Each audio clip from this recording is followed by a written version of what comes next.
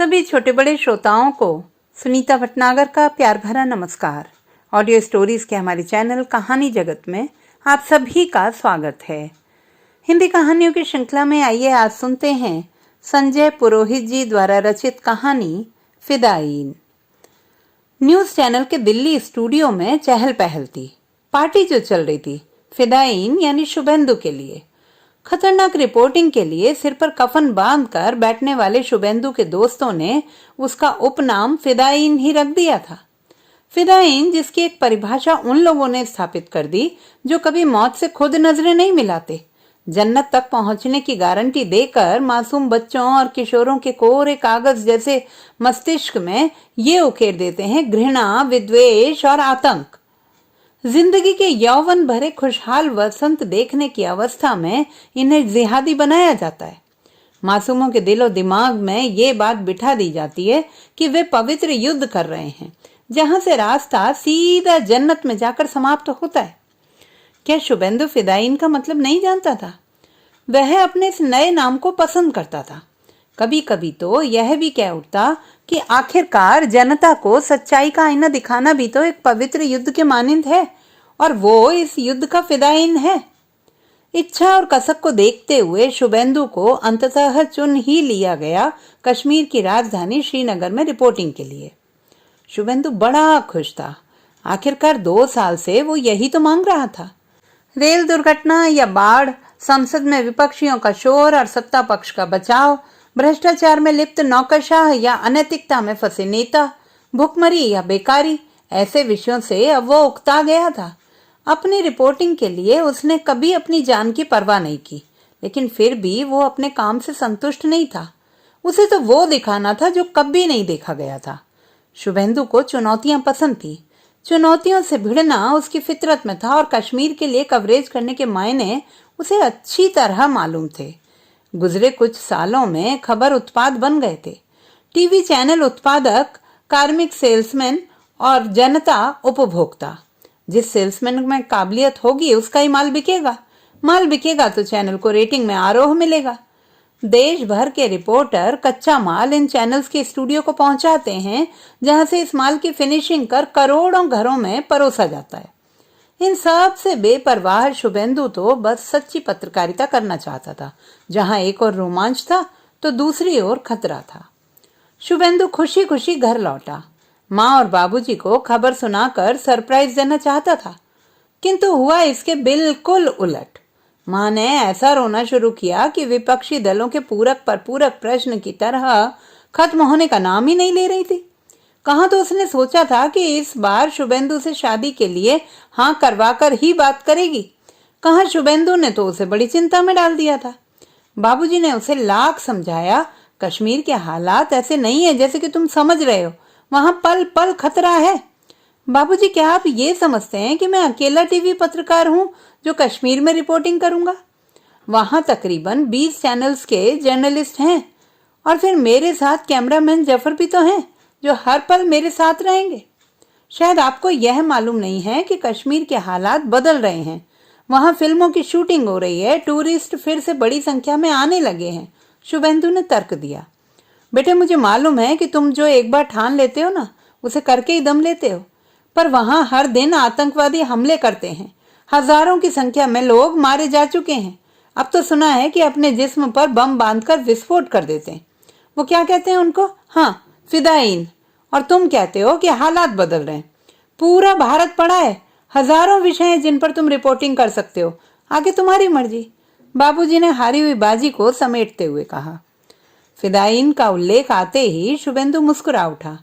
बोला, बाबूजी, ये फिदायीन आम लोगों और पत्रकारों से नहीं लड़ते। उनकी लड़ाई तो सिक्योरिटी फोर्सेज और सरकार से है। वैसे भी बाबूजी, मैं तो दुनिया को वो दिखाना चाहता हूँ जो कभी नहीं देखा गया हो। बाबूजी उसकी मुस्कुराहट का अर्थ नहीं समझ पाए, किंतु अनमने ही उन्होंने अपनी नाराज पत्नी को संभाला। श्रीनगर पहुंचते ही उसने अपना कार्यालय संभाल लिया। ओबी वैन की छतरी से सैटेलाइट के माध्यम से दिल्ली से संपर्क बनाया। सिग्नल मिला। इसका मतलब यह हुआ कि अब वह हर पल दिल्ली के न्यूज सेंटर से जुड़ा हुआ है। कश्मीर में शुभेंदु को फिजा कुछ बदली बदली सी लगी। हाँ, कुछ ओछे नारे जरूर दीवारों पर लिखे हुए थे, जिन्हें पढ़कर शुभेंदु का मन खराब हो जाता था। तिरंगा कहीं कहीं फौजी छावनी या सरकारी इमारतों पर देखने को मिल जाता था, जिससे उसके हिंदुस्तानी मन को संतोष मिलता था। कश्मीर में हर दूसरे दिन कहीं ना कहीं आतंकवादियों से फौज की छुटपुट मुठभेड़ होती रहती थी। कहीं जवान शहीद होते तो कहीं दहशतगर्द। जिंदगी और मौत की लड़ाई लड़ने वाले दोनों पक्ष अपने उद्देश्य से अनजान बस गोलियां दागते रहते। कई बार तो इनके बीच मासूम बच्चे, निर्दोष युवक और महिलाएं भी फंस जाती। हर गोली कश्मीर में मरने वाले निर्दोषों के स्कोर बोर्ड को आगे सरकाती हुई अनजाने जिस्मों में धंस जाती। शुभेंदु इन घटनाओं से आहत हो जाता, किंतु उसे तो अपनी ड्यूटी करनी ही थी। गोलीबारी में अनजाने ही शहीदों के शवों को गाड़ियों में जाते हुए देखकर वह द्रवित हो जाता। बतौर पत्रकार वह जानता था कि एक जवान के मरने का मतलब है भारत के किसी सुदूर शहर गांव के एक घर का बेहाल हो जाना, एक कमाऊ सदस्य का जाना, एक बेवा का विलाप, नासमझ बच्चों का अनाथ होना, वृद्ध माँ बाप को बूढ़ी हड्डियों के थके शरीर के साथ पुनः जीवन जीने की लड़ाई के लिए तैयार होना। लेकिन इन सब से अनजान भारत भाग्य विधाताओं के निर्णयों की पालना के लिए हर पल मौत के रास्तों पर बालू मिट्टी लगाते ये जवान लड़ रहे हैं, बस लड़ते जा रहे हैं। वर्षों से जीवन मृत्यु का ये खेल जारी है। 15 अगस्त यानी स्वाधीनता दिवस करीब था। कुछ न्यूज चैनलों के संवाददाता इस दिन का इंतजार कर रहे थे, इसलिए नहीं कि ये आजादी हासिल करने के हिंदुस्तान के गर्व का पर्व है, बल्कि इस दिन उन्हें कुछ ऐसा मिल सकता है जिससे उनके चैनल दूसरों को पछाड़ कर आगे निकल सकते हैं। गोलियों के बौछार या हथगोलों का वार, आरडीएक्स से विस्फोट या बारूदी सुरंग, किसी सरकारी भवन पर मिलिटेंट्स का कब्जा और फिर मौत तक लड़ना, या फिर फिदायीन बनकर सेना के भवनों से जा भिड़ना, कुछ भी संभव रहता है, क्योंकि ये भारत की आजादी का पर्व है। तमाम रिपोर्टर्स स्टेडियम के आसपास कुछ होने का इंतजार कर रहे थे। उनकी दिलचस्पी ना तो इसमें थी कि बुलेट प्रूफ कांच के शीशे के पीछे से नेता क्या भाषण दे रहे थे, ना ही परेड में। वे तो इंतजार कर रहे थे कुछ होने का। शुभेंदु स्टेडियम के बाहर अपने कैमरामैन जफर के साथ स्टेडियम के अंदर जाने की औपचारिकताएं पूरी कर रहा था। अचानक ही उन्हें गोलियों की आवाजें सुनाई दी। शुभेंदु ने जफर को कैमरा चालू करने को कहा। जफर ने दौड़कर अपनी ओबी वैन से तुरंत ही चैनल के स्टूडियो में संपर्क किया। तुरंत ही चैनल ने अपनी सामान्य खबरों को रोककर श्रीनगर के स्टेडियम के बाहर होने वाली मुठभेड़ को दिखाना शुरू कर दिया। Live and exclusive. सेना, जम्मू कश्मीर पुलिस के जवान चारों ओर दौड़कर हमले के केंद्र बिंदु को पहचानने की कोशिश कर रहे थे। इधर शुभेंदु की रिपोर्टिंग शुरू हो गई। अपनी लोकेशन बताते हुए उसने एक ऐसा एंगल लिया जिसके ठीक पीछे गोलीबारी हो रही थी। कैमरा चालू था। जवान शुभेंदु को बार बार हटने के लिए कह रहे थे। शुभेंदु ने उन्हें इशारा किया कि वो बस अपनी बात पूरी कर हटने ही वाला है।